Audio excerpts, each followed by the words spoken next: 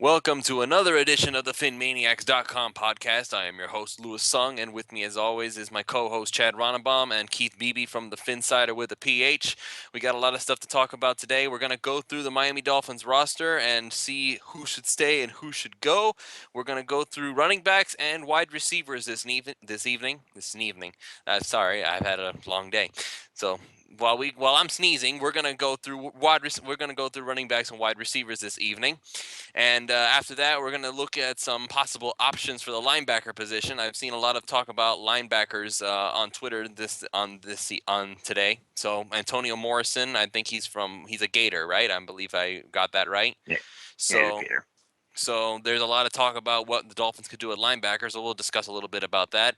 And of course, if any of you want to call in and give your input, you can always make sure that you call in at 1-954 376-5704. That's 1-954-376-5704. So we're gonna just go ahead and get started. We're gonna go through the running back position first. With the Dolphins currently have 3 running backs on the active roster. That is Lamar Miller, Jay Ajayi, and Damian Williams. And of course, as we know, Lamar Miller will soon be on his own. He'll be out in the free agent market, or unless we can find a way to get a deal done with him. So we're going to do the format that we did before we got our guest Bill Zimmerman on last week, and then we're going to start with Lamar Miller. And Lamar Miller was a 1,000-yard rusher in 2014. He didn't quite get there in 2015 due to an extreme amount of misuse and just not being used at all, period. So and we've seen him as a pass blocker. We've seen him as a runner. We've seen him as a receiver. He's starting to improve. He's probably in the upper echelon of running backs at this point, if only we got to use him more. So I'm going to ask you guys first, and I'm going to start with Chad. Since Lamar Miller is going to be a free agent, I'm going to ask, do you resign or do you let him walk? The Lamar Miller is the most difficult decision for me if I'm doing my armchair GM, just because he clearly is the best running back on the team, but he's also not a game changer. And so I'm not quite sure what to do. I think that I've already heard rumors that the Cowboys want to get Lamar Miller. And it's a position where if you're investing money, if you look at the macro level of your team, it's usually not that wise to put a bunch of money into your running back position. One of the reasons is because the league is focused more and more on passing. It's more of a passing league, and two, it's just a high risk position for injury. I mean, running backs get pounded all game long. The more carries they get, the more likely they are to get hurt. And if you put a bunch of money into a running back, you have the high risk of having a bunch of money in a player that's not going to be on the field. And so for all those reasons, a lot of teams have kind of went to that format where they do the running back by committee. That's become very popular. And so if you are going to do running back by committee, it makes it hard to put a bunch of money into a running back. So I'm talking about all the financial side of it. It's very hard, but on the team side, there is a pretty big fall off. I do like Jay Ajayi's talent. I think he has the potential to really grow this year, but he's definitely not at the level of Lamar Miller. And so ideally, you'd have those two coming back. So I think what it boils down to is I absolutely would sign Lamar Miller if it's at a reasonable deal, but I probably wouldn't make him like a top 5 paid running back in the NFL. I think he's more, maybe top 15, top maybe around 10, but he's definitely not in the same class in my mind as like a Gurley or an Adrian Peterson or a guy that's extremely difficult for other teams to stop and they have to game plan. So I guess it really comes down to what his market is. And I honestly have no idea what Lamar Miller's market is.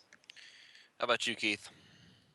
I think that the Dallas Cowboys are a perfect fit for Lamar Miller. The lack of use in 2015 and the fact that he doesn't have a lot of wear on his tires at this point.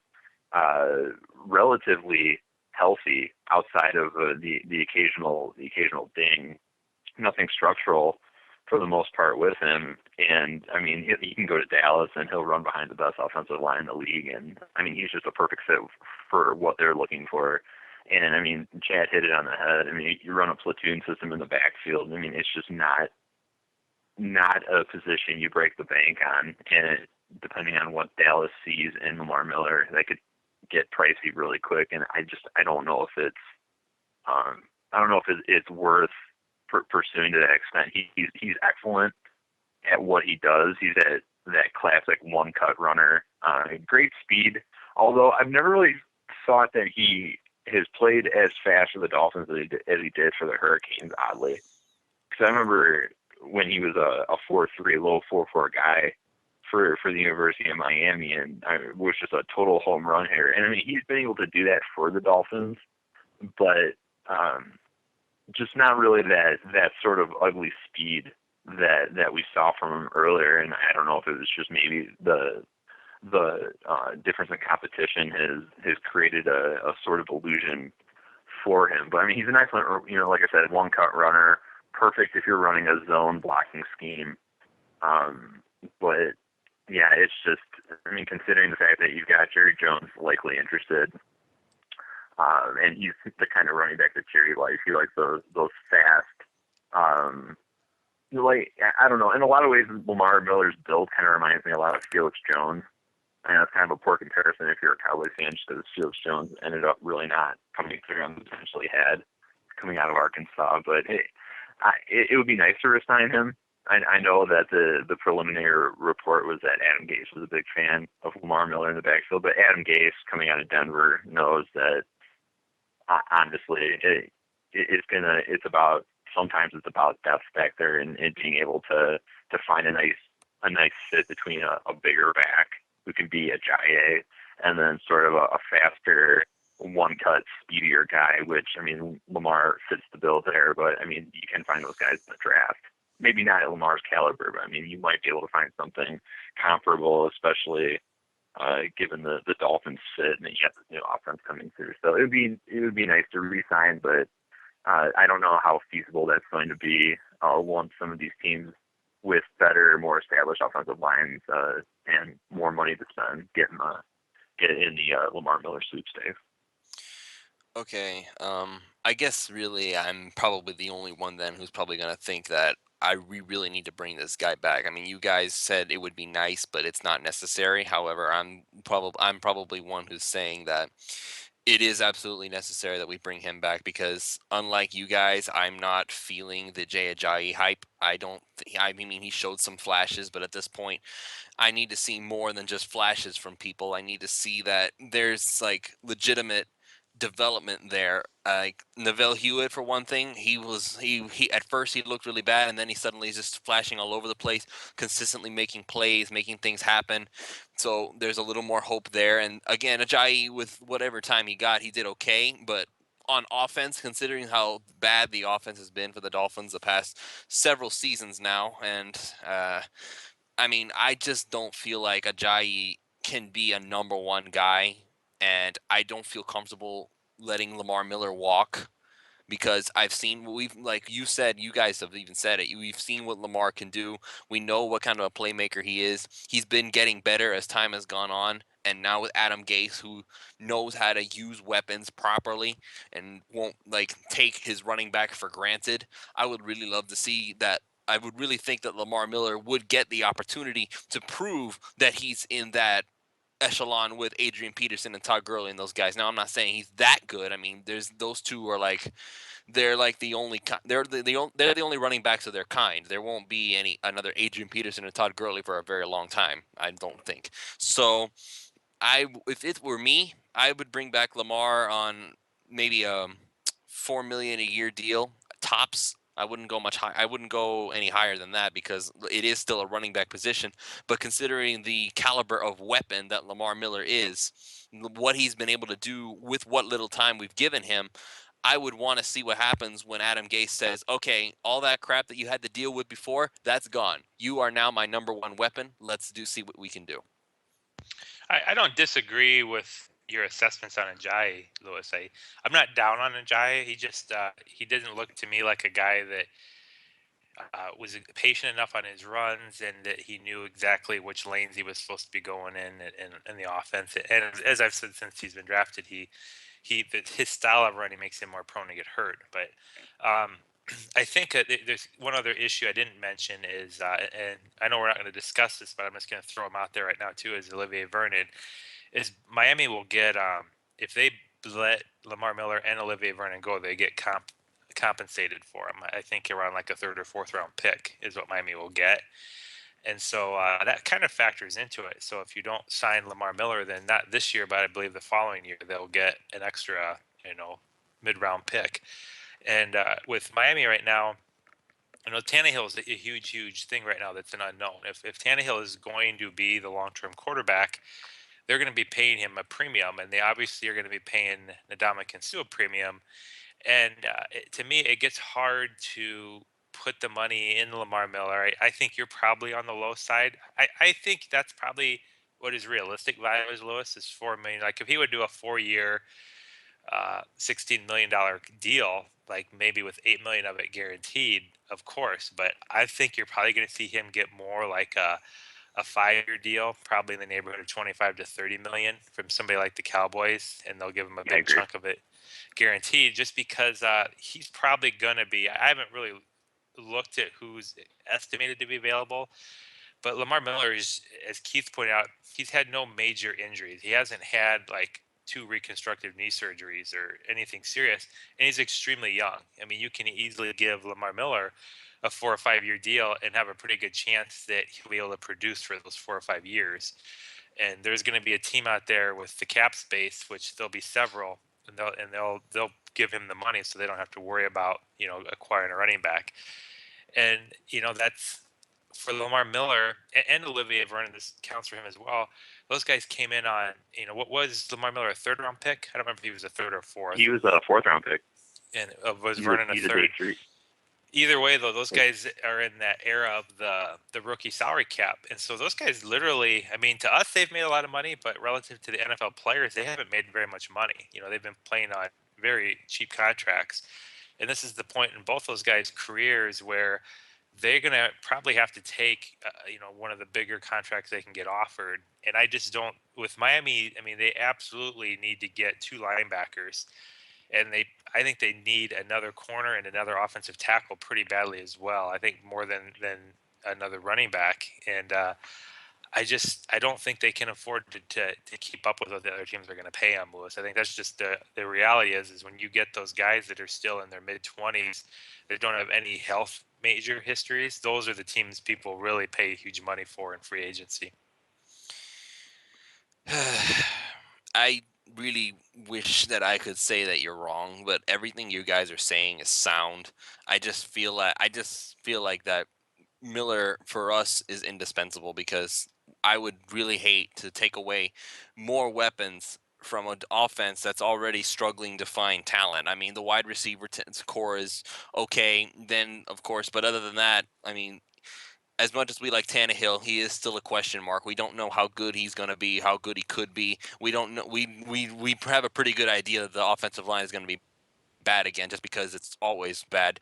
And then we're going to create a question mark at running back. That's essentially our entire offense. Oh, I forgot to mention the tight ends because we don't know what the fate of Jordan Cameron will be.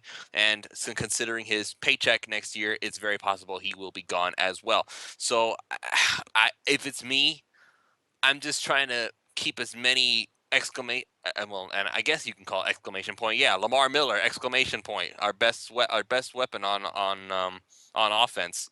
Like I understand Jarvis Landry, I understand all that other stuff. So I still would prefer Lamar Miller because running backs.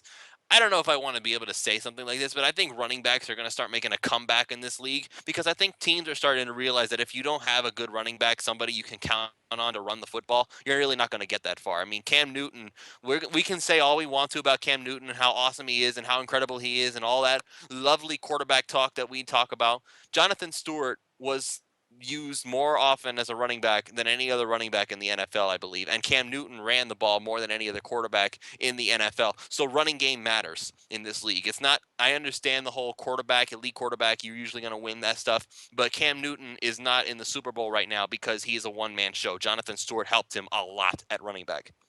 No, I agree with you. I love the run game, but I mean, it's important to note that before this year, Jonathan Stewart was considered a guy who couldn't stay healthy. So the fact that his workload has been at the insane level and he's held up is amazing. Because ever since he came out of Oregon, he's had a hard time finishing seasons without missing games. So I definitely agree. Like I love the run game. I hate getting away from it, which is why I really hated this season for Miami. And there are a few people who are bigger Lamar Miller fans than I am. I loved him in college. The fact that the Dolphins got him in the fourth round was a complete coup when you consider the fact that he was considered a first-round pick in that draft. You also consider the fact that I think David Wilson went at the end of the first round, and I mean, if you're the Giants, that's a tragedy because I mean he ends up hurting his neck and he's out of there. So you had all these running backs go ahead of Lamar Miller who haven't panned out, or it just didn't work out for them one way or another, and then you get him in the fourth round, and he's been incredible, and it's a shame that the Dolphins used him so little in 2015, given his impact. But I'm right with Chad. I think that $4 million is absolutely on the low side of some of the offers he'll field. I think Dallas.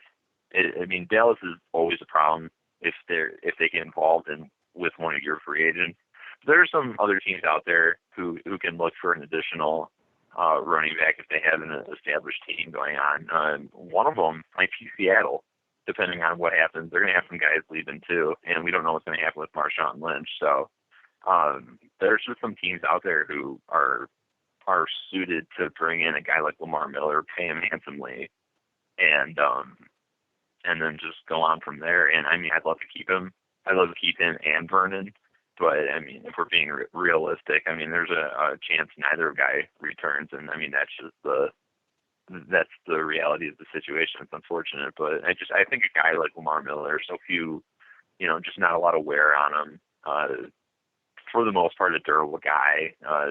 He is a home run threat. And if you got an offense where you're cool with bringing in a one-cut guy, you're not looking for a ton of wiggle out of your running back. I mean, he's your man.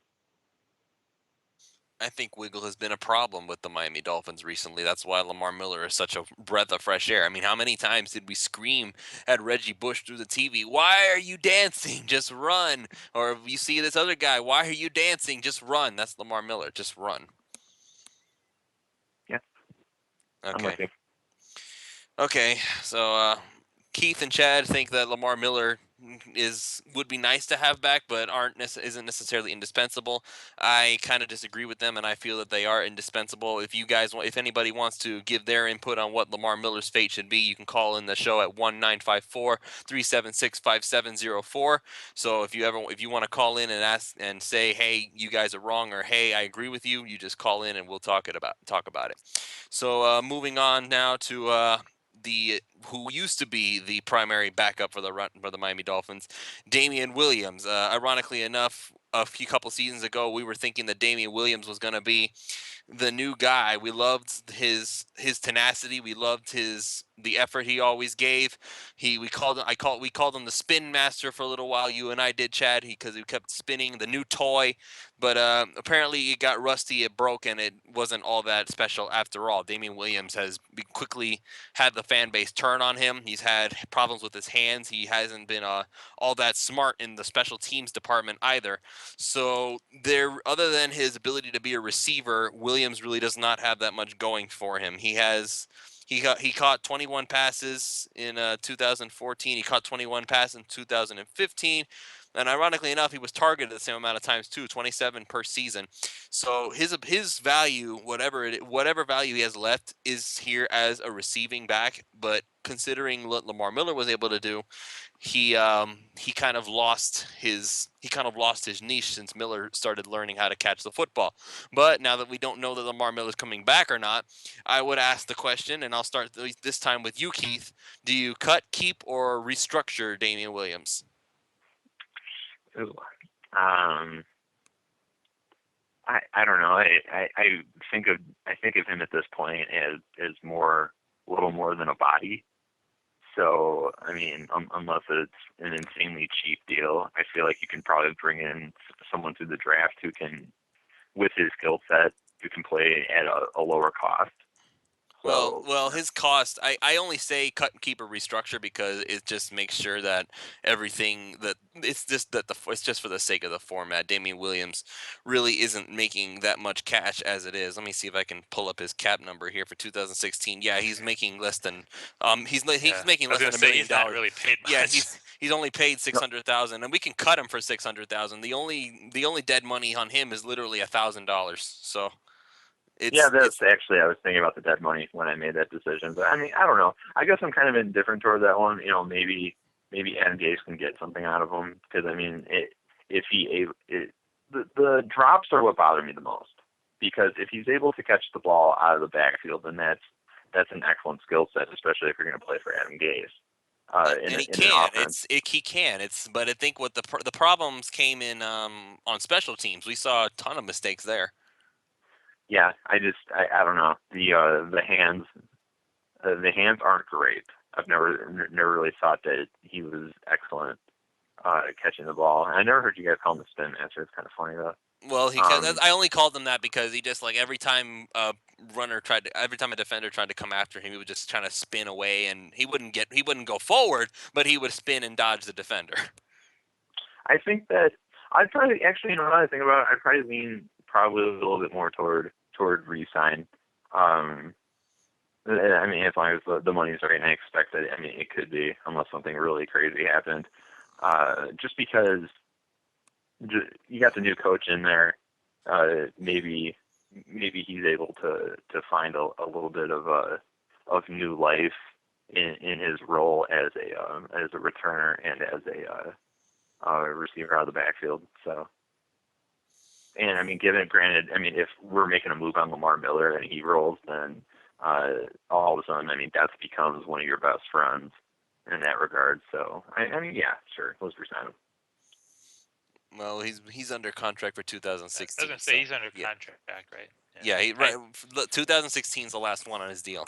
Yeah, I see absolutely no reason why Miami would cut him. They're not going to restructure him because they're not paying him anything anyway. So he's a guy where you're gonna just leave him as is, and they're going to bring him into camp, and he'll probably be competing. I would hope he's competing for the third to fourth running back spot. If he's coming in as number 2 in the depth chart, that means we let Lamar Miller go and we didn't replace him. So that I would definitely not support. Yep, but we have a definite problem at that point. Yeah, when you have a player like Damien Williams who doesn't make hardly any money, that's one of those things where you just bring him back into camp and he competes for a job again. And I anticipate Miami will draft a running back, irregardless what happens with Lamar Miller. I think they're still going to probably draft a running back. That's pretty common with a new coach. They kind of have their kind of guy they want for a running back, and I suspected Damien Williams would probably be competing with 1 or 2 rookie running backs for the third or fourth running back spot, and that's nice to have. I wouldn't imagine he'll get cut until they're doing roster cuts if he doesn't win the job, because you want to keep those guys in case somebody were to get hurt. If you have like 2 injuries suddenly in training camp or in the preseason, you don't want Damien Williams gone right away. So you want to keep him around long enough to have the depth when you're at the 90-man roster and stuff like that. But I think he's going to be up against it to make it, because he doesn't have the great speed you'd like to see out of a runner, and he doesn't have tremendous power either. So Keith kind of hit on the head. He's a guy who's just kind of a body. He's capable of coming in. He's capable, but I don't see him ever being anything more than a depth running back. I don't think he's ever going to be starting anywhere. Yeah, he wouldn't be starting anywhere. Of course, I hope not. I would. Well, if he starts for the Patriots, are we going to complain? Well, then again, I guess we would complain because somehow Belichick would turn him into a star. That's just what he does. Well, I mean, I'm sure they would have considered taking him at one point, and considering how thin they were. So, I mean, that's a little bit. I mean, not every running back works out for the Patriots. I mean, because he had Jonas Gray. Jonas Gray for one game tear apart the Indianapolis Colts, and then after that, it died down a little bit, and all of a sudden, wasn't he missing meetings? Or there was some he missed a meeting, and Belichick said, "Nope, you're gone." Yeah, so I mean, you might have a flash in the pan like Jonas Gray, or you might have a guy who goes in there. I know everyone thought that Steven Jackson was going to magically resurrect his career, though. A career there, and I mean, he's just an older running back. I mean, he had some decent runs for them, especially considering the fact that their offensive line was not overly strong at the end of the season and in the playoffs. But I mean, it's not like every player goes there and magically becomes this guy. It just happens too often. That's all. Kidding, we get gun shy. But anyway, I digress. Yeah, Damian Williams is just a body. He'll come in, he'll compete. Although I would disagree with the idea of them drafting a running back. I think what would happen is that they're going to try and look for another undrafted free agent. I mean, Damian Williams and Orleans Darkwa, if anybody remembers him, came in as undrafted free agents, and now Orleans Darkwa, I see tweets about him all the time with from on the New York Giants, and I'm like, okay, so I guess we picked the wrong one because apparently Orleans Darkwa is good enough on the Giants that he keeps getting all these promotions, and the Giants keep tweeting about him. Hey, look, you can meet Orleans Darkwa at this place. We never see stuff about like that about Damian Williams, and it's because he doesn't seem that big of a deal. So I guess we picked the wrong running back. Of course, I did like Orleans Darkwa as well, not that anybody else did. So I guess I can be half right, half wrong because I also like Damian Williams. So I was wrong on him and I was right on Darkwa. The only problem is Darkwa's a Giant and Williams is still a Dolphin. So Well, I think that if you're our age, and I don't know how old Chad is, I think he's at least around my age. I mean, I grew up watching Dolphins teams where, I mean, your lead back was Bernie Parmalee, or you had like Kirby Dardar at one point, and then I mean, it was so bad that Kareem Abdul-Jabbar comes in and was considered like the second coming just because at that point he actually resembled a decent running back for the Dolphins, who for the longest time just didn't have that. So I look at some of the running backs now, and I guess like I appreciate them more because I remember what it was like to just have this sort of. I mean, Bernie Parmalee turned out to be okay. I'm certainly not minimizing him, and the fact that he was delivering for UPS before the Dolphins brought him in has always been one of my favorite stories with this team. But yeah, I don't know. Like I look at Damian and I think that he's a body. He's a camp guy. I've always felt that way. So if you're not paying him a lot of money, yeah, let him come in and compete. Because I mean, like in a way, he does bring value in Adam Gase's offense, especially if you can look at times spread it out, or if he's looking for any guy who maybe can create a matchup problem. And I mean, when Damian is good, he has a skill set that at least allows him to do some work out of the backfield, which can be a great help. So I mean, it goes both ways. But yeah, like I said, just a guy or a jag or whatever they call him. yeah, we're just gonna my guess is Dolphins just bring him in and let him compete and say, hey, ball out or get out. So it's not like cutting him really makes that big of a deal. So although I'm sure they'll bring in some undrafted free agent running backs, or maybe they will draft one if they really like one. But again it really all depends on what happens with Lamar Miller, really, and in my mind, because he's really the focal point of the running backs. Okay, so for completionist sake, let's talk about Jay Ajayi real quick. Okay, so Jay Ajayi, he came in, he did some really fancy, awesome flashes all over the place. Everybody got all excited about Jay Ajayi because he could run through people, apparently, because he runs really hard. He's from England. It's so awesome. Everything about him is just absolutely incredible. And let's see. Let me see if I can pull up his stats here real quick. Okay, let's see. So he got 49 attempts, 187 yards. Only averaged about 3.8 yards a carry. So the flashes were nice, but everything else kind of fell apart. Of course, we have to look at the Dolphins' offensive line also when we're evaluating him, and obviously it was not good. So JJ is obviously not going to be making too much money. He's not going to be that big of a deal. So this is probably going to be a real quick one if I'm correct. So let's hear it from you, Chad. Cut, keeper, restructure, and obviously restructure doesn't count. Yeah, I mean he's just obviously just a keep. I think he's ideally suited to be the number 2 back right now. I think that if Lamar Miller isn't re-signed, then I think ideally I would go get a veteran running back. They're a dime a dozen. You can actually get some quality runners that you could bring in on like 1 or 2 year deals. No, Sean. Yeah, No Sean would be an example where you don't have to. When you go with Lamar Miller, your issue is he's so young and he's going to be so expensive. You can't put that kind of money in somebody you're going to give 10, maybe 15 carries some games. And you need a guy who's going to get the ball 20, 25 times. And with Ajayi, you don't really need that per se. If you could bring in a veteran who you're going to give the ball maybe 10 to 15 times and then give Ajayi the ball, I do think he's an excellent change of pace back. I think another year in camp will make a big deal for him too. He needs to learn, the offense in his cuts, and he'll learn a lot. So yeah, I can't imagine him doing anything but being slated as the number 2 running back. With maybe if they're really feeling him in camp and he's looking good and they're really liking him, he may be the number 1 back. So that's where he'll be at. Keith?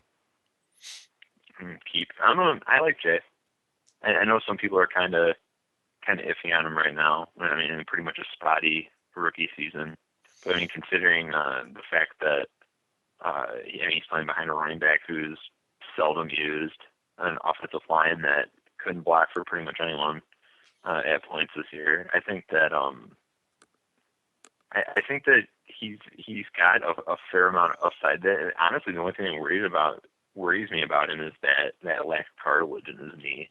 The thing that was like the big story about him when he came out of Boise State last year. So I mean, I like Jay, and I think I would agree with everyone that he's not a number 1 running back. I mean, he's an excellent complementary piece, but I mean, he's not a guy where you look at him and you're like, okay, we can go ahead and we can turn you into our bell cow back, like a Le'Veon Bell or something. That's ridiculous. You wouldn't do that. And I would agree with that assessment. JJ is good. I don't see him being great, and I don't see him being a number 1 running back. That is a problem that needs to be addressed if Lamar Miller does not return. So that's it for the running backs. There's only 3 on the active roster. That's pretty sad, actually. So let me see here. Wide receivers. Here we go. This is now. Here's the long list. Let's see. Got 5 wide receivers currently on the active roster, and there were actually. Let me see. I'm pretty sure there were Rashard Matthews. He wound up on the injured reserve, so technically 6. So let's get started with the ones who are actually on the active roster. We're gonna go ahead and start with Kenny Stills. Kenny Stills had it was an up and down kind of year for Kenny Stills. He wound up making let me see to pull it up here. 27 receptions, 440 yards, 3 touchdowns. I remember the one deep ball that he caught for a touchdown. That was awesome. And let me see here, looking for his cap number because that's important. All right, so he's gonna count for 675,000 against the cap. We can just cut him and get that money back if we really wanted to. So based on all the stuff that we've seen from him this season with him, I'm going to ask you first, Keith. Kenny Stills, cut, keep, or restructure? Obviously, restructure doesn't count.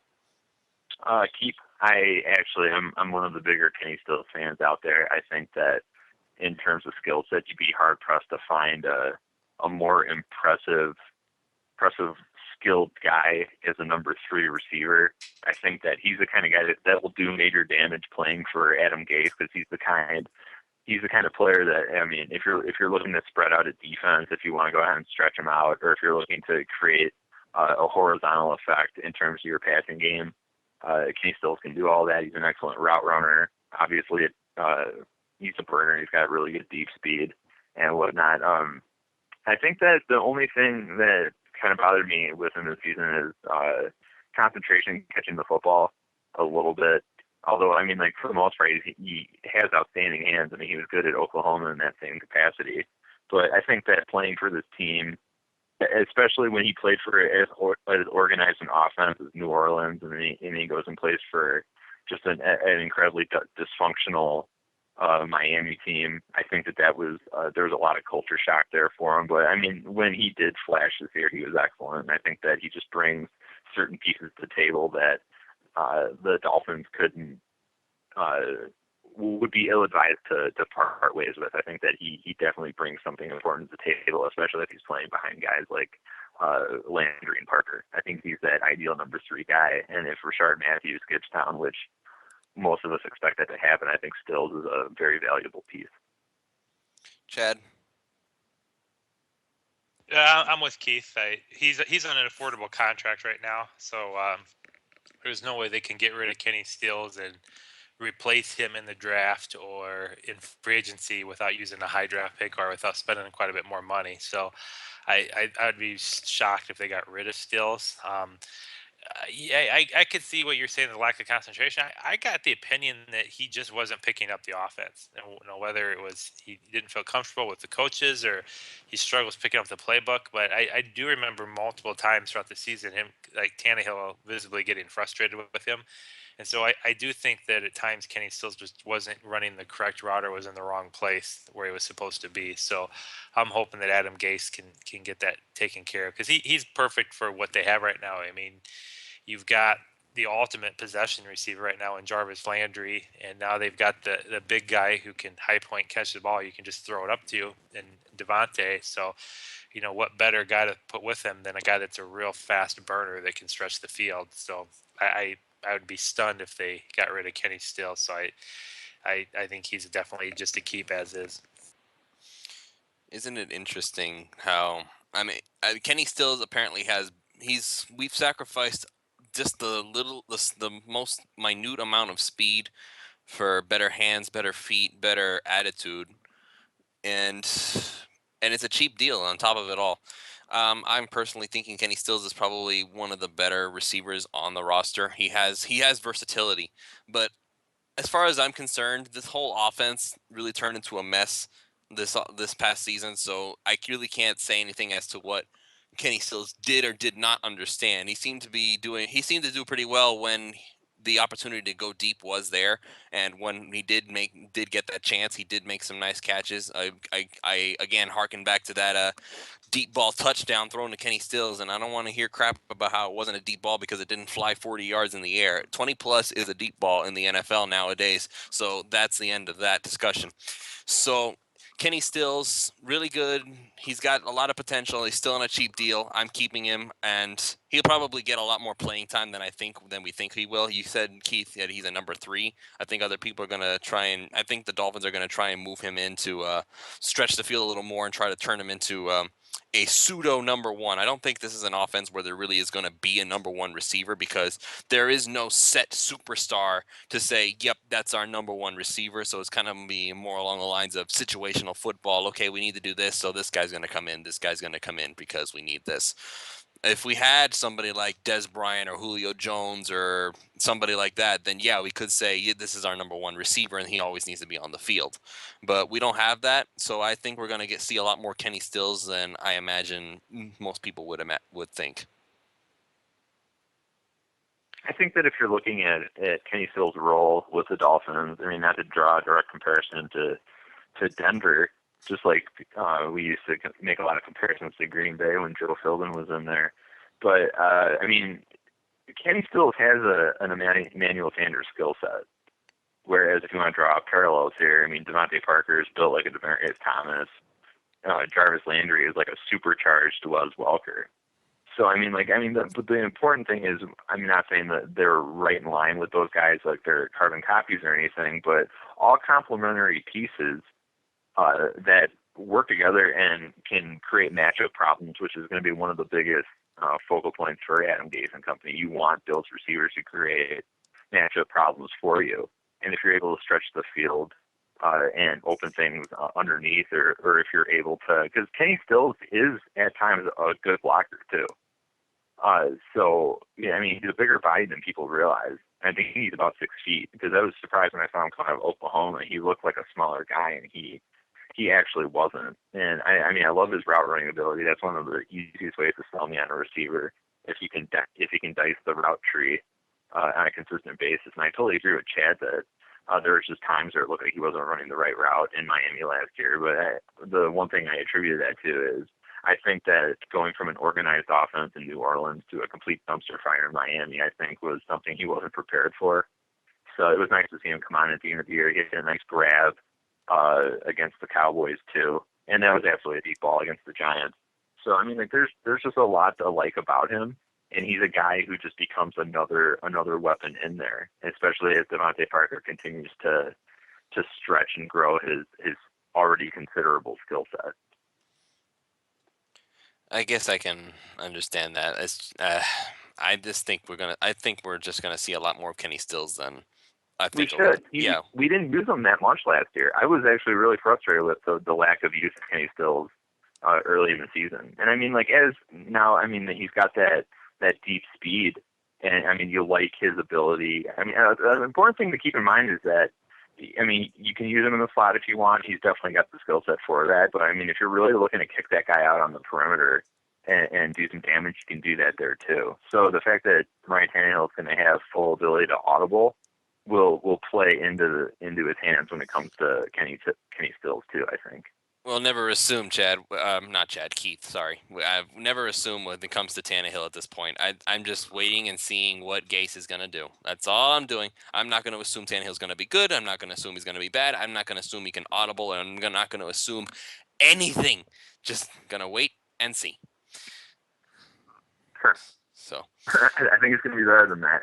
I mean, I'm not drinking any Kool-Aid either, as some people would call it, but I don't know who to attribute the story to, but you saw it come out this week where the report was that Adam Gase was just really confused after watching Ryan Tannehill tape and not understanding why everyone down in South Florida just wants to skewer him. And I think that, I mean, there's a lot of ability there, too. There's a lot of untapped potential, which is kind of weird to say about a guy who's in his fifth season. But I think that speaks to the overall dysfunction and ineptitude of the previous regime and overall coaching staff. That, I mean, you have a guy who hasn't even really reached his ceiling in year 5. And it's a miracle that, I mean, he's in a position where the Dolphins could get more out of him without him playing out of a wheelchair at this point. So I just think that, I mean, Kenny Stills is just an excellent piece for an offense and for the offense and for Adam Gase, who has proven that he can get great mileage out of guys like him. A similar player to Kenny Stills in Chicago was Marquise Wilson. And there were times when Alshon Jeffrey was hurt, Martellus Bennett was out, where Marquise Wilson became the top dog in terms of pass catchers in Chicago, and he looked excellent. Marquise Wilson was the one who just went upside the Chiefs' head early in the season, and Chicago ended up winning out at Arrowhead. And a big reason for that was Marquise Wilson, which just looked outstanding.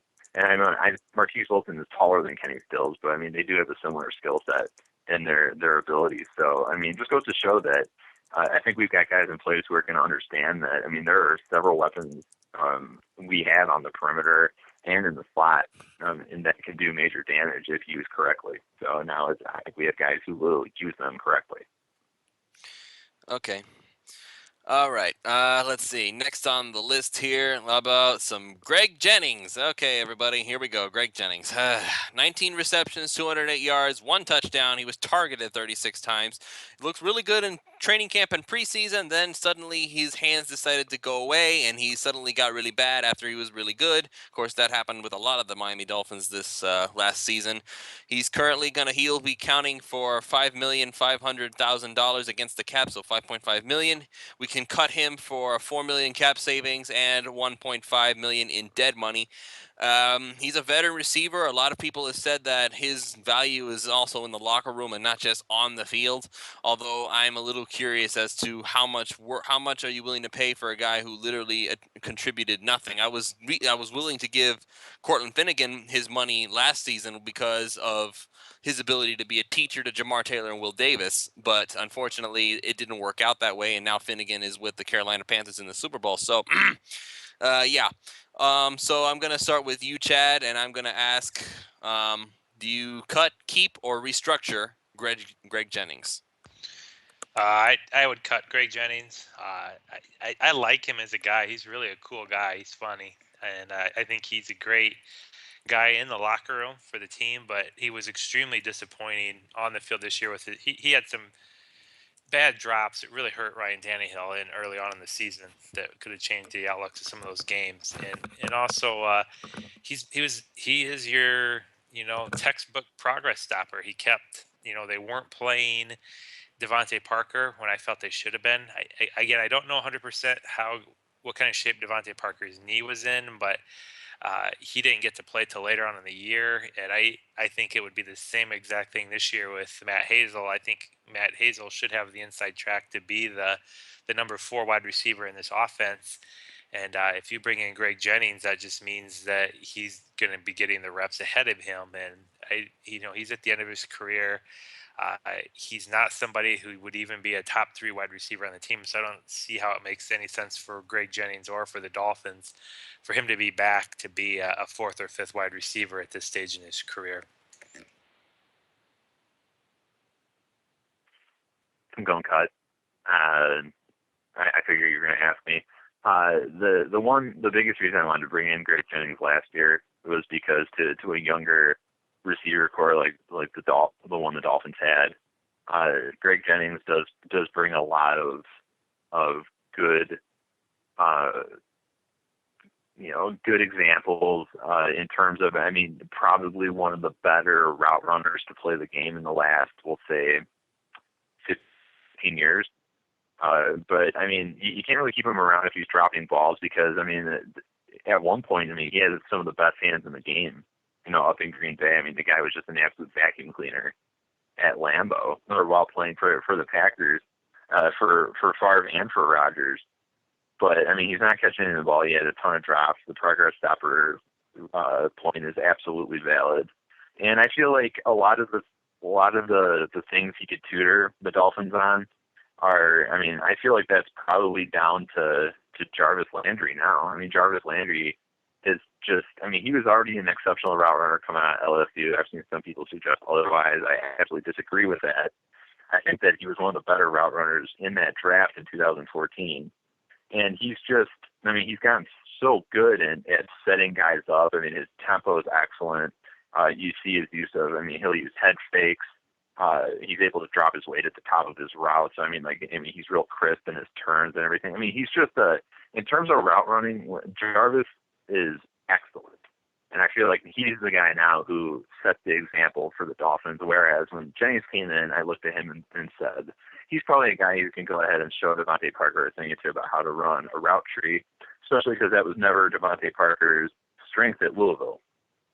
So I think now that you got guys in-house like Jarvis Landry and all these guys who can set examples for the youngsters, I'm not sure that Greg really serves a purpose anymore. And now that you've got Sean Jefferson as your wide receiver coach, I mean, it seems like maybe not so much a conflict of interest, but if you've got two guys in there who are trying to trying to coach these wide receivers on what they want, I mean, it just becomes a bit of a cluster. So, I mean, I would cut. I love Greg Jennings, loved him in Green Bay. I wanted to sign him in 2013 just because I thought he was a more complete player and a better guy to have around Ryan Tannehill, especially early in his career.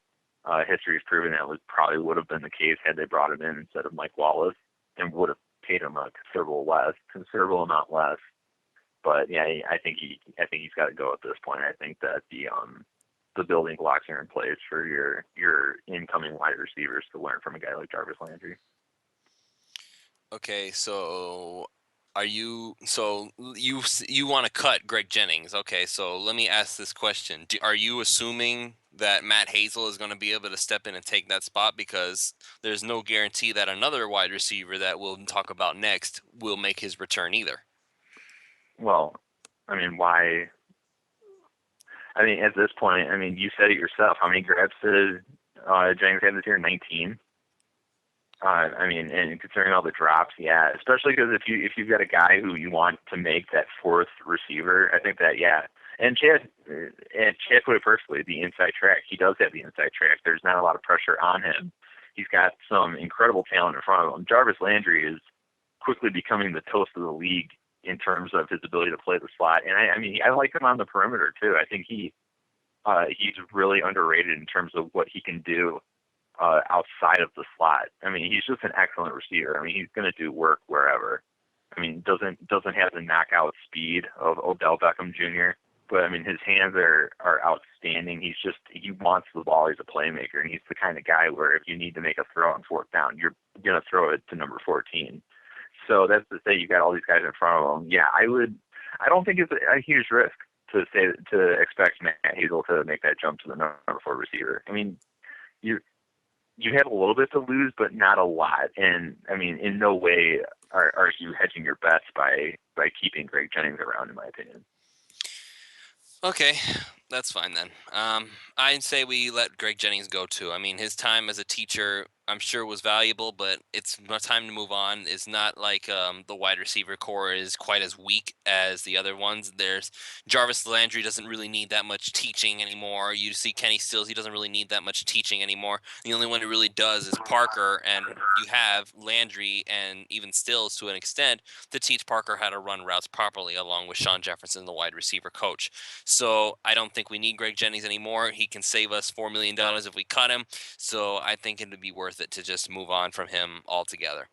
So, okay, next on the list here, we already talked about Matt Hazel. Keith thinks that he'll be able to make that jump. I like Hazel a lot. He has talent. I just think he hasn't had the opportunity to shine all that much due to the abundance of other wide receivers there. So, Chad, just your thoughts real quick on Matt Hazel before we move on to someone else.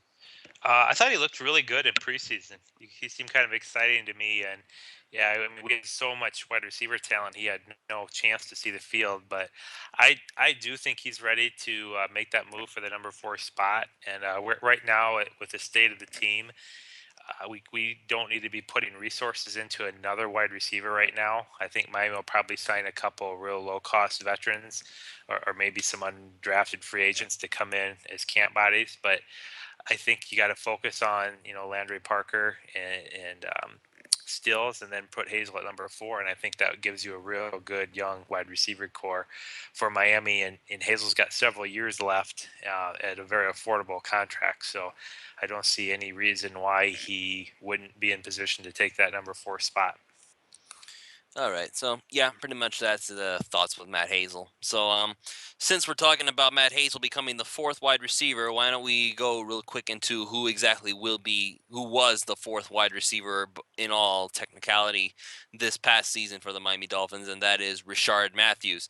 Rishard Matthews was unfortunately the victim of the Joe Philbin era of Dolphins football, where attitude was very much not welcomed, and it's amazing to me he was even allowed to stay on the team for as long as he was. He was quite honestly abused horribly by the Dolphins in his career, and this season he just kind of got his shot to finally play since Philbin finally decided to let this guy see the field, and he started showing everybody what he could do. I'd always had the suspicion that Rishard Matthews could do a really good job.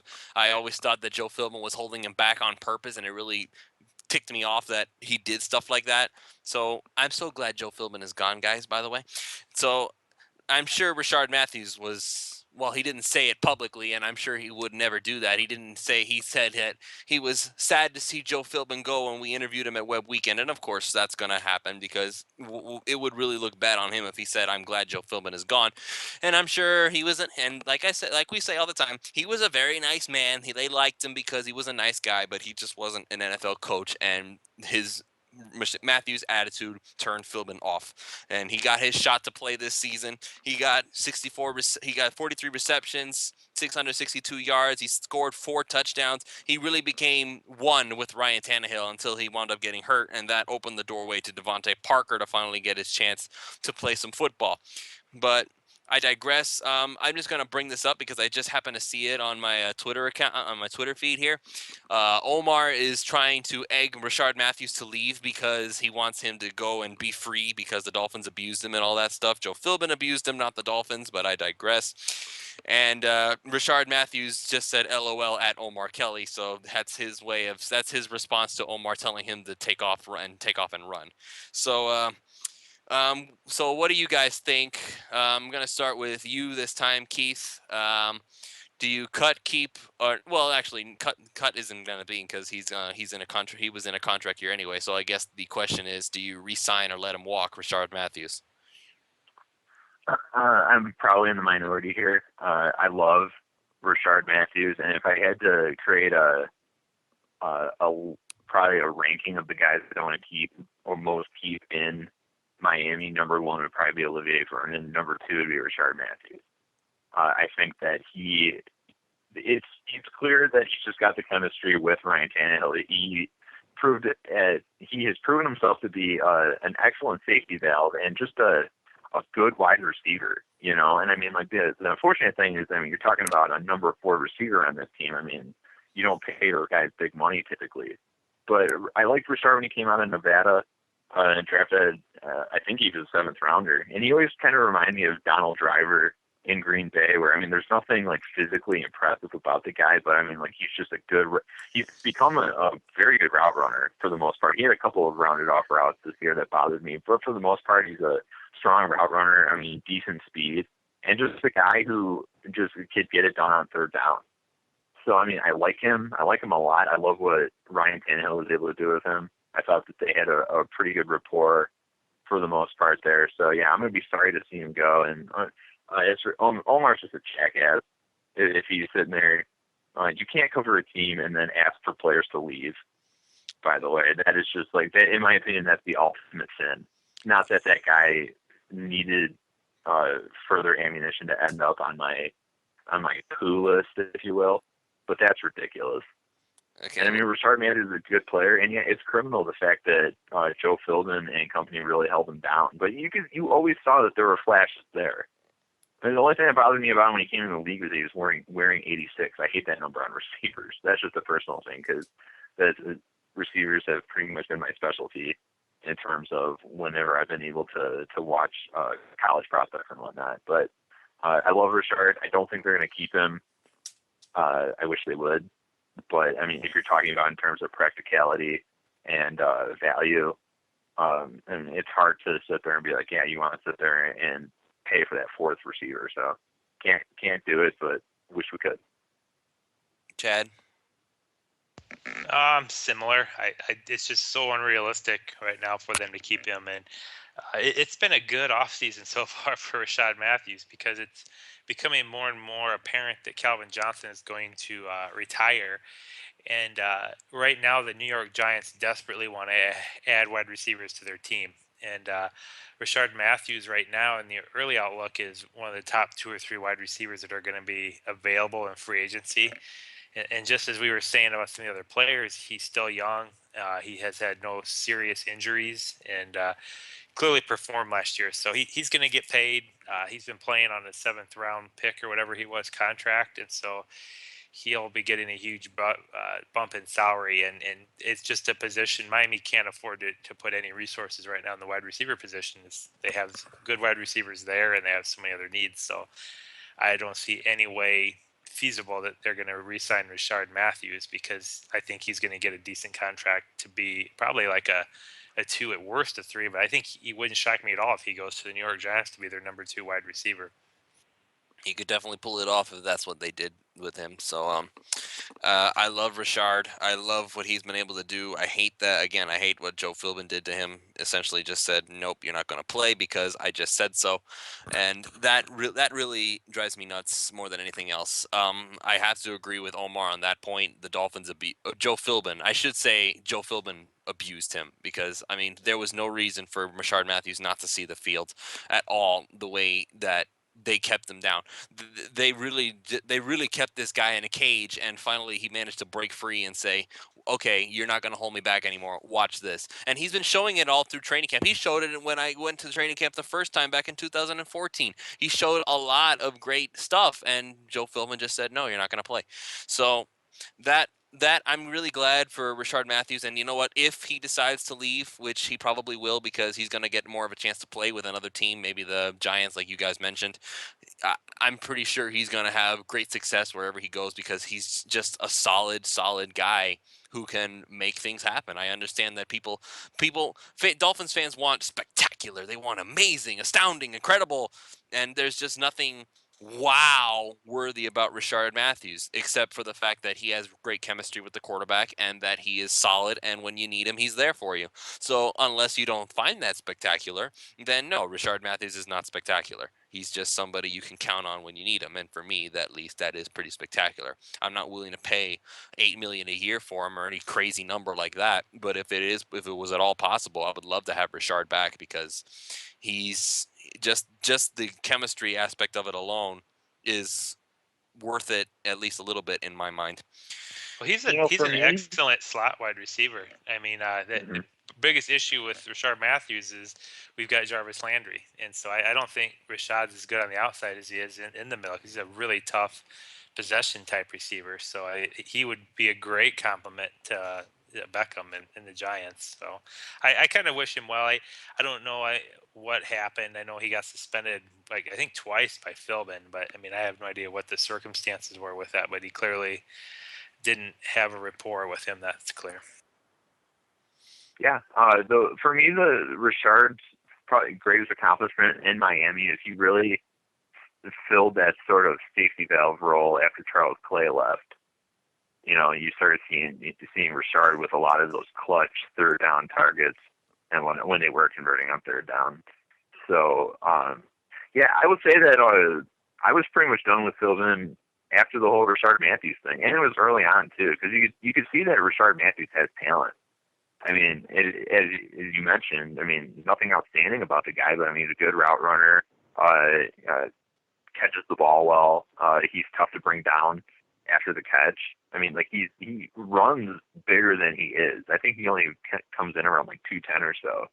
But I mean, he just looks like at times just such a strong runner in terms of overall strength. So I'll miss him. Really like them. Wish we could have gotten more out of him in terms of starts and whatnot. But I mean, it is what it is, and yeah, you just can't pay that fourth receiver big money when you've got, or I mean, decent money. And I expect the Giants are a perfect place for him, really, because if you're playing alongside Odell Beckham Jr., you're gonna get space. It hurts to see all these talented players leave Miami, but like you guys said, we just don't have the room for him. We don't have the money for it. Although I It's guess, not Duper or Clayton. yeah, I know I it's not mean, Duper and Clayton, but then again, who will be? So Hopefully, no, Landry and Parker will be. yeah, yeah, I don't want to make that assumption. yeah, that's Miami Vice 2.0. Landry and Parker are ultimately, I think probably maybe as soon as this season, going to become one of the probably most enviable receiver duos in the league. I don't see how they can, unless Parker suffers a sophomore slump. But I mean, consider the fact he didn't have an amazing season. He just came on strong at the end, which is a great sign. But I mean, if you're playing with Landry, I think that you're in a strong position, and I think those guys are really gonna. That's why if you have Kenny Stills in there, Kenny Stills has really almost no choice but to profit in that kind of setup, because I mean you've got so much talent on the perimeter in Parker and in the slot with Landry that I mean you're gonna get easy matchups for the most part unless you're going against a loaded secondary. Yeah. Okay. So this one is probably the most obvious. Well, maybe it's one of the two most obvious. We're getting into the obvious answers here, so I'm just gonna try and I'm gonna try and flip the question just a little bit here. Let's go ahead and do Pro Bowl wide receiver Jarvis Landry, and of course that doesn't mean anything. However, we're gonna keep using it as a credential because we just get into the habit of it. Jarvis Landry got into the Pro Bowl as an alternate this past season. He wound up having 110 catches, 1,157 yards, 4 touchdowns. I think he broke OJ McDuffie's reception record. Is that it? Or is it somebody else's? I think he broke somebody's record this season. So let's see. So the question for Jarvis Landry is obviously not whether we cut, keep, or restructure. I guess the question is, do we leave him at what he has now, or do we just go ahead and try to sign him to an extension right now? I'm going to start with you, Chad. I'd probably this would be his third year, so he'll have 2 seasons after this yet under contract. So I would probably wait until he has 1 year remaining on his deal before I would give him the extension, just because football is a very dangerous sport, and you don't want to have a bunch of money into him and then have him get injured. And so I don't think they would extend him now, but I do think probably when he's coming into definitely before he begins his final season, I think they should consider doing that move with him. And I actually suspect they will with Jarvis. He's become such an important player to the team. He's obviously special, in the league. I think any team would love to have him. So I would probably wait again until the final year of his deal, but I would not let him start the final year of his contract without an extension. Keith? I'm right with Chad. I think that Jarvis is the guy on this roster you have to keep, which seems strange to, even though people want to minimize him and say, well, he's a slot receiver. I think that he does his best work in the slot, but I think he can really serve in a number of capacities outside of the fact that he's not a true blue deep threat. I mean, he's not going to just actually absolutely slash the 9 route, but I mean, he's keeping him is paramount. So yeah, I would wait until the probably the off season before his final year, and then lock him up. I think he's that good. regardless of who's playing quarterback in Miami, as long as they have that guy, they have a chance, in my opinion. Okay, well here's the thing, guys, and I'm gonna bring this up. Didn't the Kansas City Chiefs just lock up Travis Kelce already to an extension because they know what kind of a value he brings to the team? I'm just thinking about this because we know Jarvis is this good. We know we need him to stay. We know we want him to stay. So this is just my thought process. Wouldn't it be prudent to just go ahead and sign him to an extension now while he's not going to command millions and millions of dollars? Because if he does another superstar year like that, he's going to be that much more expensive to re-sign later. He's going to be expensive to sign regardless.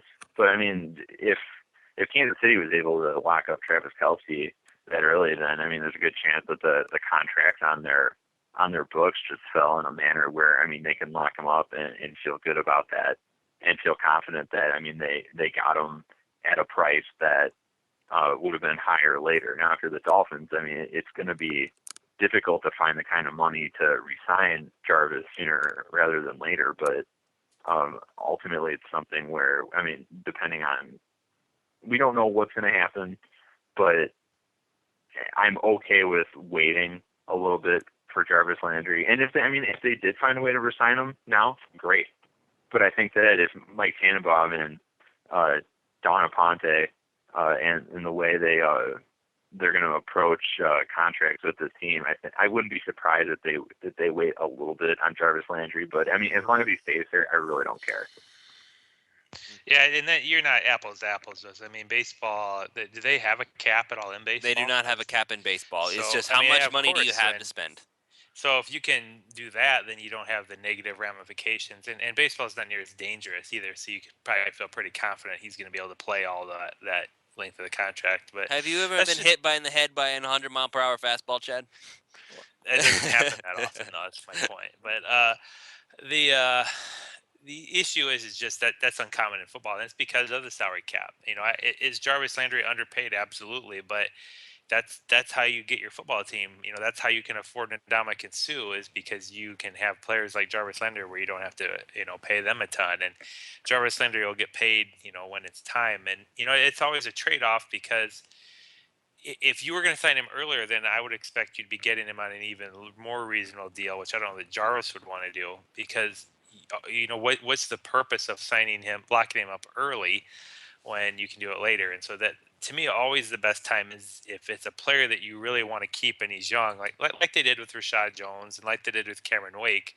You're giving them the benefit of saying, look, rather than you risking going through your final year of your rookie deal, having a major injury and then missing out on the big market, why don't we just come up with a deal now that's a little bit less than what that player is going to get when they hit the market a year later, but it's kind of a trade-off. You get them locked up at a more reasonable deal, and they don't have to risk the last year of their career of missing their big deal. So that's usually how that works. I just don't think Miami in their cap situation, that'd be a huge luxury to just suddenly give Jarvis a bunch of money right now when they've got so many other holes to fill, considering they already have Jarvis either way. I can't disagree with your points. I'm just thinking about, like, I guess I'm just kind of worried that we're just going to lose Jarvis because he'll want so much money that we just won't re-sign him. The Dolphins have had they've been very bad about re-signing their own guys these past several years. So I'm just kind of nervous that we'll lose Jarvis. And I mean, can you blame me given the Dolphins' track record these past few years? It's supposed to be new times, so I mean we can only see what happens with this current regime in place, but and you just have to hope that they have the awareness and good sense to keep a guy like Jarvis Landry in house on a long-term contract. I guess I'm just nervous. All right. Last wide receiver of the night before we move into a little slightly different topic about linebackers. Well, guys, here it is. Devontae Parker, 26 receptions, 494 yards. He actually got 3 touchdowns. And that was with only having played insignificant amount of maybe 4 games he played where he actually got a significant amount of playing time, maybe not even that much. He's 6'3", he's 218 pounds. He's got nice hands. He's got nice jumping ability. He fights for the football. The only thing that he doesn't really have going for him is his route running. So I don't really think this is much of a question, but cutting, keeping, or restructuring. I mean, he's on his rookie contract. He's not going anywhere. Devontae Parker is probably going to stay. So I'll ask the question instead. What would you envision for Devontae Parker next season? And I'll start with Chad. I suspect he's going to be pretty good. I mean, he looked like he was starting to get it at the end of the year. And keeping in mind, he never had a training camp. He set out getting his foot right. So I suspect Devontae Parker will be a fantasy football sleeper, if you will. I think he's probably going to get in the range of at least 1,000 yards, hopefully more like 12 to 1,500 yards, and I would hope somewhere between 10 to 15 touchdowns. I think with Gase coming in, that's going to really help the offense out. They've got Jarvis Landry in there now in year 3 with Tannehill, and Parker will be in there year 2. I don't, unless he gets significantly hurt or something like that, I don't see how he's not set up to have a really solid year. Keith? Yeah, all signs point to Parker becoming a destructive force next year. I think that he's going to be, one of the best pass catchers in the AFC East. He's going to be, if he's playing for Adam Gase, he's not going to get the sort of filled-in treatment that we've come to fear, which is a good thing. And it really was the only thing that gave me pause when we took Parker, just knowing that Joe Philbin had an excellent way of not making it work with certain players. So now you got Parker in there. The fact that he was able to put up the stats he did in such a small window last year really, really impressed me. And I think you get him healthy, you get a full season in 2016. I think he's going to be outstanding. And Chad put it perfectly. He's arguably a quality fantasy football addition too, if you're into the video game type numbers. So I think he's going to be able to log a pretty impressive yards per catch ratio. I think that his yak too is going to be outstanding.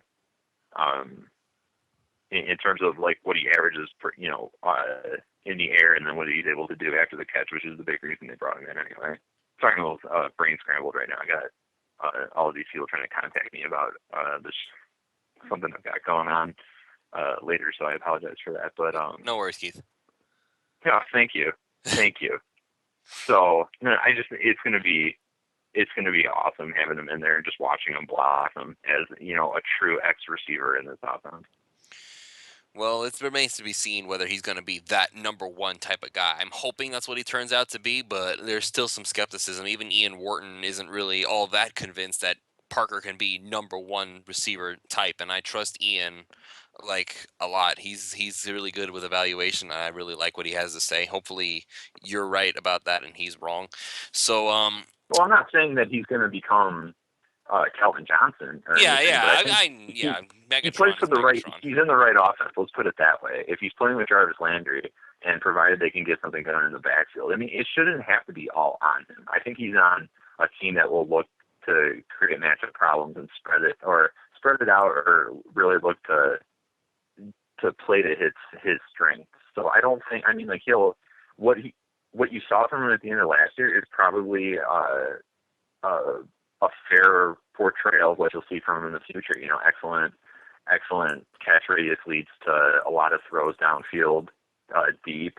Can do things after the catch. I think you'll see those kind of things from him. I don't think you're going to see some sort of just like knockout numbers from him, but I do think he's going to be very good. All right. I pretty much agree with you guys. I think we're going to get a lot from Parker. Hopefully it turns out to be something that we can count on going into the future. Hopefully his foot does not cause any problems. That's the whole point of having the surgery this past season, is so that they would have him long-term rather than having him short-term. If he turns out to be another Yatil Green with all the talent in the world and just doesn't get to play because he kept busting himself up, then Well, that's going to be really problematic, drafting wide receivers in the future. So And hopefully that is Devon. rough. That Yeah, is a rough comparison. well, man. I mean, Didn't he we like were. tear his knee? He tore his knee and his quadriceps Yeah, and I on know, the man. first day of training camp in '97, I think. But yeah, Brutal. but He tore his ACL 2 years in a row. Yeah, yeah. It was to a point where they almost had to screw his leg on. Like it was just he was constantly injuring himself, and by the time he was getting on the field, I mean that was it. Because I mean he was a bigger guy with good speed. So I mean you took that out of the equation. And if you're playing wide receiver in the NFL in the late '90s and you don't have that extra gear, I mean you were really missing out unless you happen to be like an Oronde Gadsden and you were just a wizard catching the football. Well, I mean, you guys knew that you guys know the comparisons were out there. We were seeing a bunch of Yatil Green 2.0 tweets. That's ridiculous. That's Yeah, just he is. But Yeah, that's. go ahead. I'm sorry. Honestly, he hasn't had any serious knee injuries. I think the Dolphins did what they did with his foot so that he was going to be better long term. But Right. I don't think he has anything that's going to limit his ability right now. I don't think he's going to be running slower or jumping less high or something like that. So I don't feel that would be a fair comparison at this stage. Well, I don't think it's a fair comparison either. But remember, we're talking about Dolphins fans. They don't think of anything fair. So anyway, that's going to be it for the roster discussion. Now, I wanted to get really quickly into what we can do with the linebacker position. I think like the thing is, guys, that I really feel like that the top priority for the Dolphins on defense is the linebacker position. I mean, I'm just going to go ahead and assume that Brent Grimes stays. Vance Joseph seems to want him sticking around, which I can understand if he's the only good cornerback the Dolphins have. And we still have Rashad Jones at safety. We still have Ndamukong Suh in the defensive line. So it seems that we have one pretty good player in every part of the defense except for linebacker. And I don't even count Jelani Jenkins in that role because, I mean, he's good, but he's nothing that I don't think we could replace if we happen to get lucky with somebody. So is in my mind, linebacker is the absolute top priority for the Miami Dolphins, and I'm just trying to look around and see what we could use to maybe upgrade the position. So I'm going to ask this question, and I'm going to ask you, Keith. Would you be what do you think that we should spend our first round draft pick on a linebacker, or do you think there's somebody in the second that would be available for us, or do you think we should just try and see if we can find a veteran free agent? There are a plethora of veterans: Rolando McClain, Derek Johnson, Tamba Hali, Sean Witherspoon, Bruce Irvin, Craig Robertson. There's a whole bunch of names out here. So I'm going to go ahead and ask you, do you think we should address it in the draft first/second round or see if there's a veteran free agent we can grab? Uh, Ultimately, it's a conditional answer just because it depends on who's available at number 8. Now, that said, I'm a bigger fan of Reggie Ragland than some people. I think that if you're looking for just a sledgehammer classic middle linebacker, I think that guy absolutely fits the bill. And I know that he was trying to show scouts that he can play outside as well. He's got good blitzing ability. He's decent in coverage. I think he struggled a little bit at times at the Senior Bowl. But I mean, the point of all that is to say that if it would be an absolute crime against humanity not to start that guy on the inside. I think his skill set is just absolutely hand in glove when it comes to what you're looking for at the inside linebacker position. So if I don't think Miles Jack will be there, we talked about that before. I think Miles Jack will either go to Dallas or Jacksonville. I think that it'll be either Jerry coveting the absolute splash player of the draft, which I think people will look at Miles Jack as that, or Gus Bradley will look at Miles Jack as similar to the linebackers he had when he was defensive coordinator in Seattle. So depends how you feel about Ragland. 8 might be a little bit too high. I've seen him go as high as number 11 in some mocks. Jalen Smith is a guy where if you want to wait, although they claim that he's going to be ready, week 1. I don't know if I buy that. I don't know if that's just like a sort of like draft cash grab to put that out there and say like it's not going to be that bad, draft him sooner than later.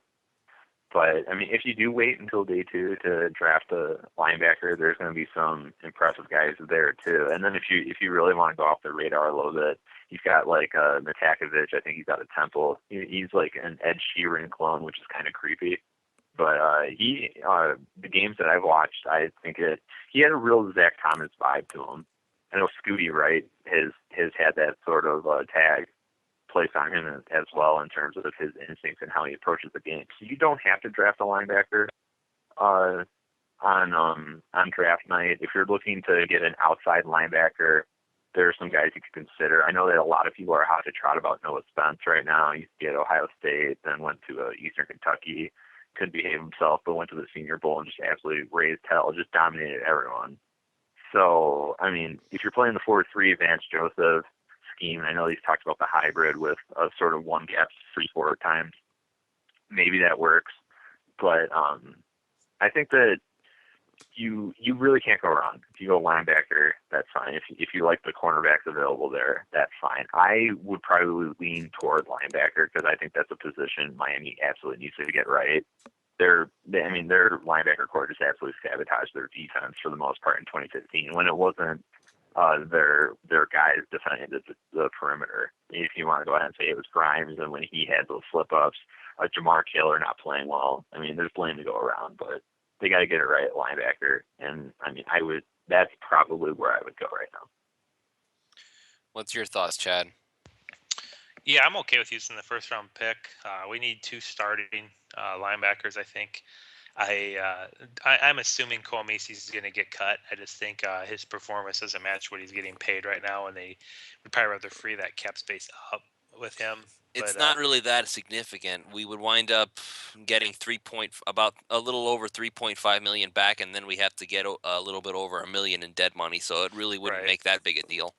Well, I don't think though Kwamisi's probably going to be a starter. I mean, maybe, but I don't know. I just have a feeling they're going to move on from him and try to get 2 linebackers. But with that being said, they critically need a stud inside linebacker, and the draft's the best place to get one. So, part of me is like there are several, and inside linebacker typically isn't a premium, and so I question whether all these names are going to go as high as people think they are, because typically offensive tackles, defensive tackles, quarterbacks, those are the higher rated picks in the draft traditionally. I don't think you'll see a big run on linebackers. So that, depending on where they rank them, if they have a clear cut, this guy is by far and away our prospect, then I don't play around. I would take him at 8. But if they kind of have 2 or 3 guys rated that they feel they could play at middle linebacker next year that are about the same, they may want to consider trading back, because Miami doesn't need really those premium high positions in the draft. This would be a good draft to maybe fall back into the mid to late teens or into the 20s and try to gain and maybe an extra, second or third round pick that they could potentially get somebody like an offensive tackle that could be a future starter, or even their backup quarterback or something like that. Miami definitely needs some extra mid-round picks right now to help with the depth on their team. Well, I don't think that's going to be as easy. We always talk about trading back, but let's be honest about this. Trading back requires some team to want to trade up, and that doesn't usually happen as often as we think it does. So I think trading back, I really don't think trading back would be much of an option. I mean, unless you're like going for a quarterback, and I don't see Goff or Lynch or even Carson Wentz being guys that this team is going to jump up and leap for all the way up there just to grab a quarterback. I mean, what are the quarterback needy teams right now in the NFL? Like, I don't know. Can you say Arizona is one of them? Can you say that Houston, St. Louis are teams, Philadelphia? But aren't they right? But aren't they right there with us? So why would they need the trade up? No, I think St. Louis is like the 15th, 16th. They're in that range. Houston won. Houston went to the playoffs, so they're in the 20s. Oh yeah. I forgot that Houston went to the playoffs. I mean, if any of those teams, any of them have a conviction about a guy they want as their future quarterback, and they're worried, they'll. I mean, if you're them, like, put yourself in the position where you don't have Tannehill, and we have just Matt Moore, and we desperately want to get our franchise quarterback. Are you going to flinch about giving up a second or third round pick to go get him? Up maybe like 10 spots, or even if it's 3 spots, are you going to risk not getting him? So I think it really just depends where those quarterbacks fall out. Those typically it's the quarterbacks that people will make those trades to move up to get because people are Absolutely. desperate to get them. Yeah, guys, I completely spaced out. I forgot that Houston actually went to the playoffs. So Yeah, yeah, well, they're I think most people did, but I mean, like that's a team that I think is a player in there, and I mean, right now some of those quarterbacks might not look like guys you want to trade up for, but the combine and the draft off season have a funny way of uh, squeezing together and making all of these quarterback needy teams get a little bit nervous when it comes to wondering if their guy's going to get there. Remember us at number 8 with Ryan Tannehill, and there was that talk. I mean, are we going to trade up to 3 so we can go ahead, and get Ryan Tannehill? Were we going to trade back? Was there a team that was going to trade in front of us? And that was with 2 sure guys on 1, 2. So, I mean, it's going to be more spaced out this year because you expect, unless somebody trades into the top pick, that first quarterback's going to go number 2. And you don't know what Dallas is going to do. I mean, I know they claim they're not going to take a quarterback, but it's not like they would say they were anyway. If Kaepernick's out of San Francisco, you have to figure that they're probably in the hunt for one. And then all the teams we just mentioned, St. Louis, Philadelphia will likely be in there, especially because they just had a bit of a regime change. And then Houston, too, I mean, who's honestly a good quarterback away from perhaps taking on Andrew Luck for the next decade, because, I mean, Houston's got some really impressive pieces on defense and offense with DeAndre Hopkins. So, I mean, all this can consolidate and get real tight real fast as soon as these guys go to the combine. Suppose, like, Carson Wentz has a monstrous combine. All of a sudden, he's in talk where, some people might want to go ahead and get our pick, or get in there, or better yet, get in front of like a San Francisco or one of those teams, and then the guys we want are uprooted more. That's where we benefit. If like teams are trading up into the top 7 to get the guy that they want, or if they want to get ahead of San Francisco to get the guy they want, chances are that leaves a guy for us. Well, we'll see. I mean, I've always thought that trading down was a good thing, but it's not like it's that easy to do.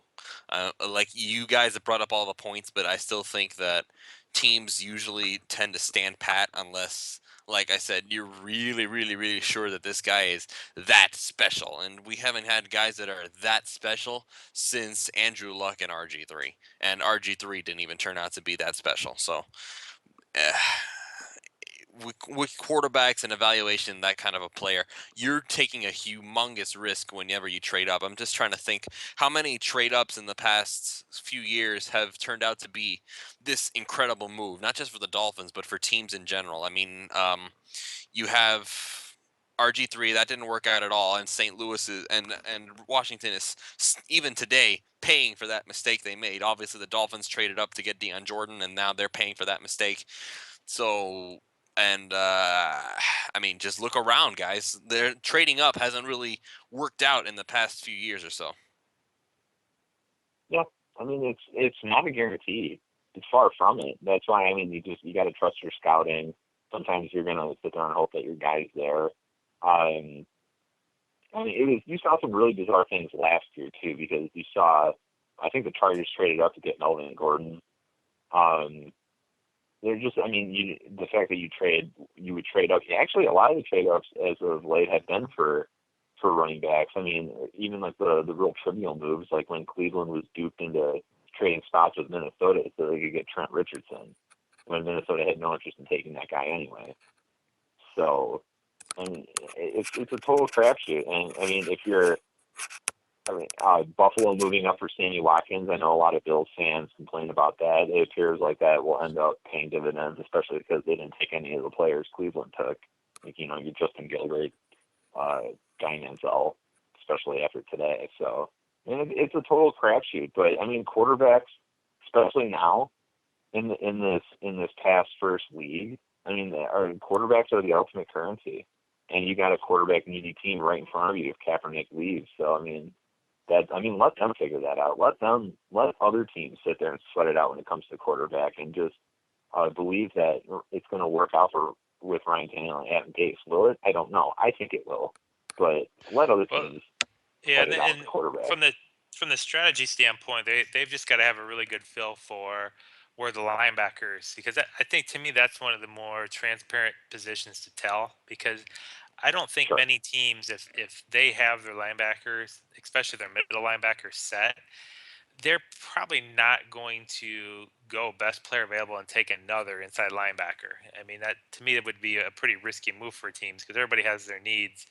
So I just feel like with linebacker being, in particular, inside linebacker being the number one need for the Dolphins, yeah, you could probably go through the list of inside linebackers in the league, and there's probably several of them that aren't number one picks. And so I think Miami could easily get maybe a very good football player, in the teens or the 20s that could do that. Now, Lewis, you're right. You have to have a trade partner, but again, it really just depends how these quarterbacks, as Keith said, go through the combine. There's always hype. There always is hype around the quarterbacks. And there's just these teams desperately need franchise quarterbacks. And, to the point where they'll roll the dice on somebody just to hope they become that franchise quarterback. So I do think eight's a high enough pick. They'll get some, if somebody's in the late teens or the 20s that are like a Houston that desperately want a quarterback, they may be able to wheel and deal. So that would be a huge move for Miami to maybe still get the linebacker they want and then pick up an extra second or a third that could. I mean, they really need to get an offensive tackle in here. That's the third tackle that, in my opinion, can, in a year or two, maybe take over for Brandon Albert. But if one of those two get hurt, I'm just so sick of seeing the revolving door tackle and Tannehill getting killed. And so the best way to address that's in the draft to get another solid tackle prospect. And it's hard to get those guys without at least second or third round picks. Yeah, I have to agree with that. Um, Guys, I think we're gonna call it a night already. We've been at this for an hour and a half, and we went through the roster. We've discussed some stuff we could do with the linebackers, and we even went to some stuff about the draft itself. So I think we're gonna go ahead and call this one a night. Thank you guys so much for listening, and no call-ins tonight. Man, we got. Hey guys, you can call in. It's like there's no invitation required. You can just call in whenever you want. So do I sound desperate? No, you're in the off season, Lewis. Yeah, this is the The off season. lull. Yeah, we just need stuff to talk about. Uh, all right. All right. So that's going to be it for tonight. I want to thank everybody for listening, and join us next time for another edition of the PhinManiacs.com podcast.